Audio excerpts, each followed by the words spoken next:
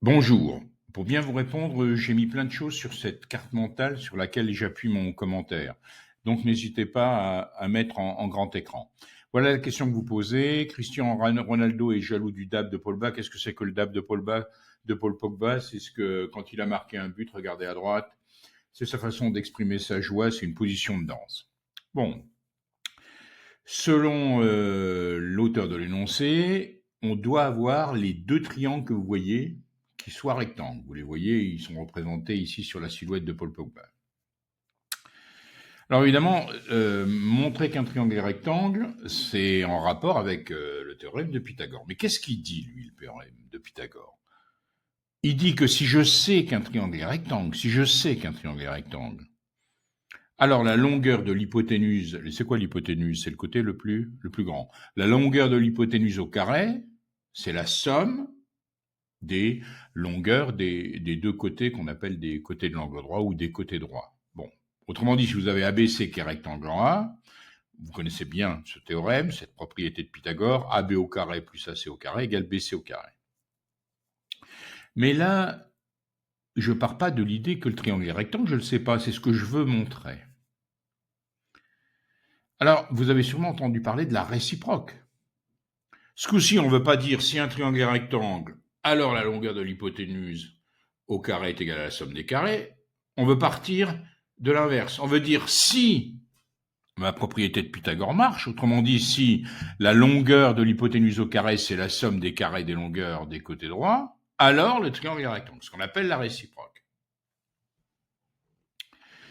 Alors attention, regardez en bas à gauche. On va faire un tout petit peu de logique.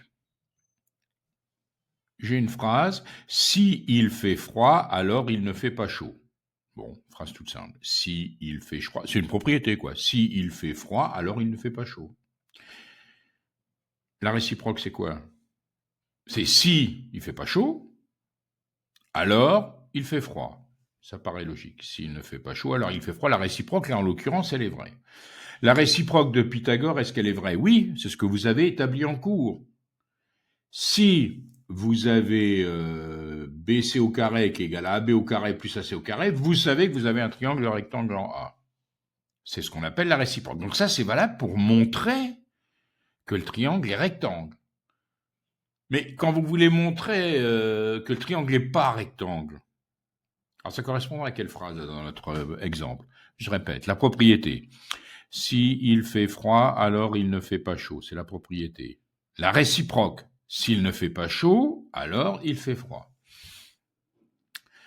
Eh bien, si on voulait montrer que le triangle n'est pas rectangle, ça reviendrait à montrer qu'il ne fait pas froid.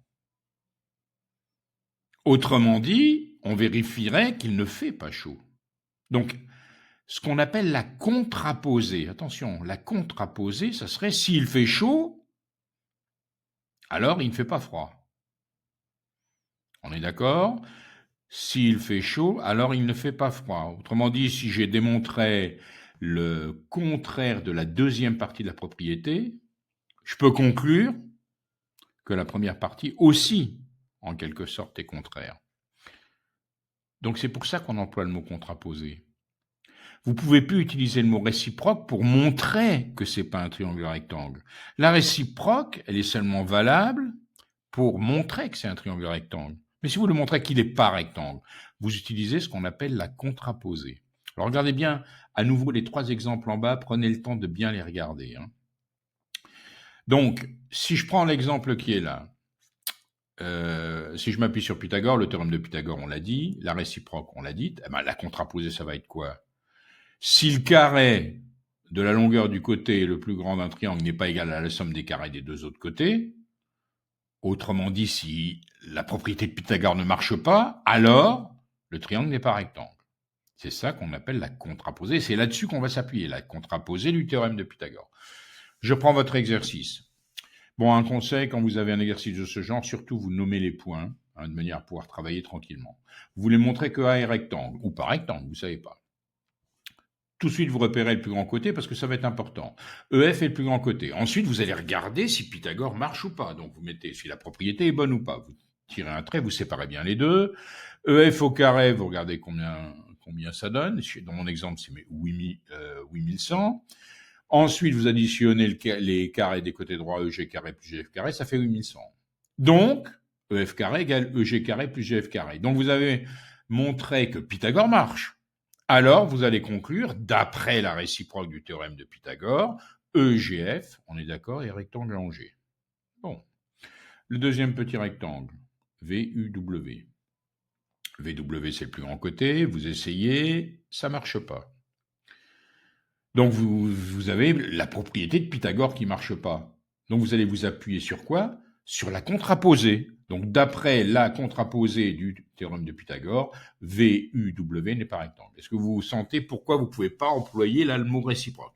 La réciproque, elle vous permet seulement de dire que le triangle est rectangle. Si vous voulez montrer qu'il n'est pas rectangle, là, c'est la contraposée qu'il faut utiliser. Donc, on conclut que le DAB de Paul Pogba n'est pas parfait.